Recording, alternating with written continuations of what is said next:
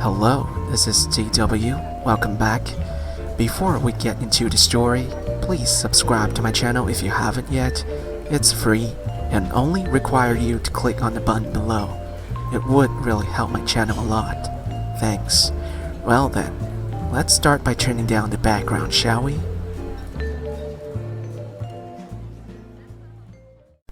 Today, we have a ProRevenge story posted by user Lord S. Thor. Let's start the story. I was working as a civilian with the US military overseas, and I left off base in an apartment complex popular among the US military. One morning, I accidentally hit another soldier's vehicle. Upon exiting the vehicle, I noticed that both our vehicles were what you called a hoopty. A hoopty is an old car that is pretty beat up, that has been passed around from service to service member, and they generally sell for $1,000 to $2,000. I also recognized that I was at fault for the accident. It was a very minor accident. His rear bumper was dented in slightly, but I could hear both our cars still running. I approached the driver who had already gotten out, and he was in uniform. And I apologized and said if it was alright with him, I'd like to negotiate a payment that I will pay him in cash, and we don't involve the authorities. I wanted to keep this simple. I'll be honest, the accident was so minor, I honestly expected him to say, "Nah man, it's good." But even if he wanted some money, I would have paid him. I have always been of the opinion if you have a fender bender and can negotiate agreeable terms between both the parties, it's best to not involve insurance or police. He told me he wanted to call the police. I said we would call the police or we could go on base together and I could give him $300. He said that wasn't enough, so I upped my offer to $500. He proceeded to punch me in the face. It was a sucker punch. He got into his car and took off, and in the process nearly ran me over. Now, I had a black box in my car which recorded everything. I went to the Provost Marshal office on base, the police station, and reported the accident and the assault and showed the MP the footage, which they used his license plate to track him down. I was also asked if I wanted to involve the local authorities or press criminal charges off base. Honestly, I felt like the soldier would learn his lesson if I let UMCJ, the military court basically, handle this, and I said, not at this time. I was told it was an option. The end result was the soldier in question got 60 days of extra duty, reduction in rank, and forfeited a portion of his paycheck. Essentially, if he dealt with that, this would have been the end of the whole ordeal. Honestly, at this point, I assumed our little ordeal was over. Well, a few days after his punishment was decided on, which was not long after the incident itself, I was in the commissary, grocery store on base, shopping when the soldier who assaulted saw me and began to insult me. I told him he needed to calm down, that he should learn his lesson. He told me I was a pussy who didn't know how to take a punch. I reminded him that I held back on destroying his life. He told me he's already been punished and I can't touch him again. He left me be. A store employee witnessed the entire encounter, and I got the employee detail and reported this interaction to his command. His commander told me he had been ordered to not interact with me and would take action. His commander also recommended me I involve the local authorities since this soldier obviously isn't learning his lesson. So I did. I contacted an attorney. The attorney was unsure if we could successfully sue the soldier and said he would need a cash payment to take the case. Honestly, I was mad and I wanted to teach this guy a lesson. I agreed. It was not cheap. To keep this story short, we ended up in a court off base. We presented our evidence. The soldier in question had decided to represent himself.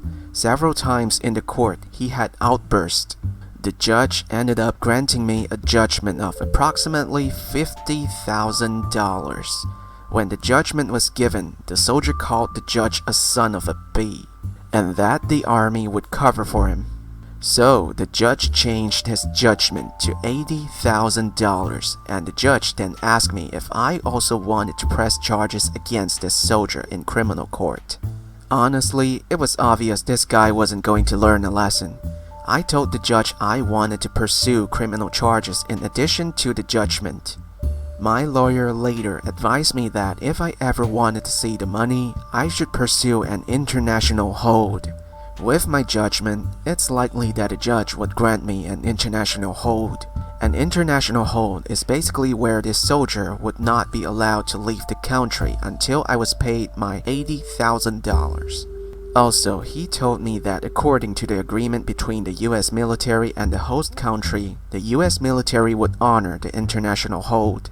Basically, the US military would not protect him or move him out of the country to avoid punishment.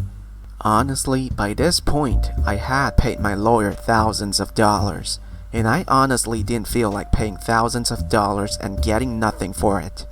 So I said yes, I want to go forward with this international hold. About a month later, the international hold was granted, and the US military was informed of this. 2 months after that, the criminal case was over, and the soldier was sentenced to 90 days in jail.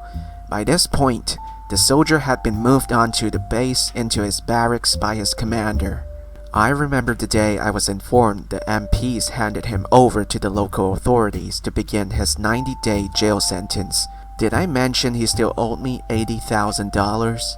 I heard nothing for a year, and then one day, I get a call from his commander. His commander wants me to make a statement in regards to the case. I go in and make a statement.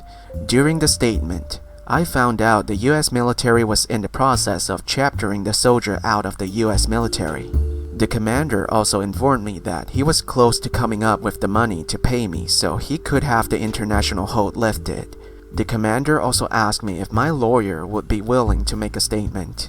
I contacted my lawyer, who also made a statement about the facts of the case. A few weeks later, his ex-wife contacted me. When this all started, I knew he was married. Guess his wife decided to divorce him. She informed that his ex-husband had the money and needed the details on how to pay me. I provided her the details, and a few days later, I got the payment and contacted his ex-wife to inform her I had been paid. She then asked me to send a receipt so he could have the international hold lifted and return to the States. I asked her how he got the money. She said he maxed out his credit and also had family help out. Also, during this conversation, I had found out the army had chaptered him out of the military. I sent her the receipt, and that was the last I ever heard from his side. I took his $80,000 and bought myself a brand new car, and used the rest of the money to put down on an investment property. And that's the end of the story. Well, another lesson of don't be a dick. He could have dodged all of this if he didn't mess with OP. He let himself down to a chain reaction leading to his downfall, losing money, his wife, and his career.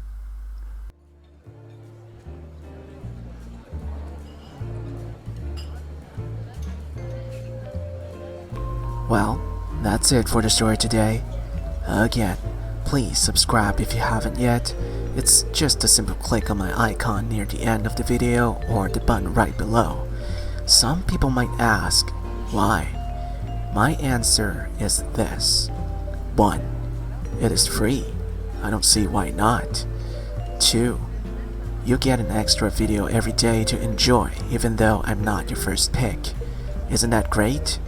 Even if you ran out of videos to watch, you still have me, sitting in a jazzy bar, waiting to tell you more interesting stories. 3. It gave me some emotional support to keep making videos, as it does get kinda sad and lonely to keep uploading without any people watching, you know. If you already did, please know that I really appreciate that. Thank you, and we'll see you again next time. Have a great night.